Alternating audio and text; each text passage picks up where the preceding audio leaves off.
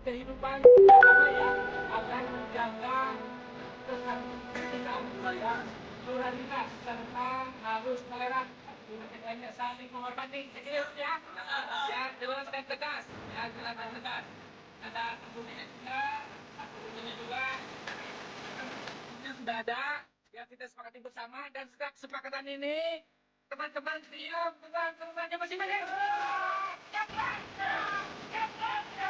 Pak Ketua DPRD Saudara dan saya mewakili Saudara sebagai Pak Ketua sudah dialog dengan teman-teman perwakilan Partai Demokrat. Kami ini adalah terkait dengan kewenangan pemerintah pusat.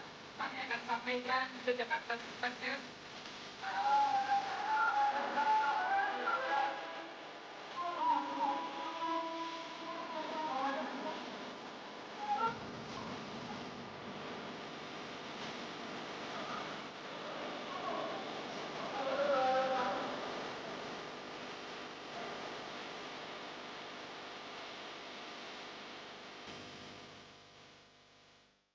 Terkait dengan kewenangan pemerintah pusat, kami akan sampaikan ke Jakarta secepatnya, tentu secara formal. Antara lain adalah bagaimana agar RUU ya perampasan aset bisa secepatnya ditetapkan. Ya kan? Benar nggak?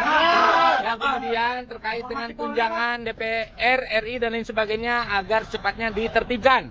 Ya, kemudian aspirasi lainnya reformasi Polri agar secepatnya digulirkan.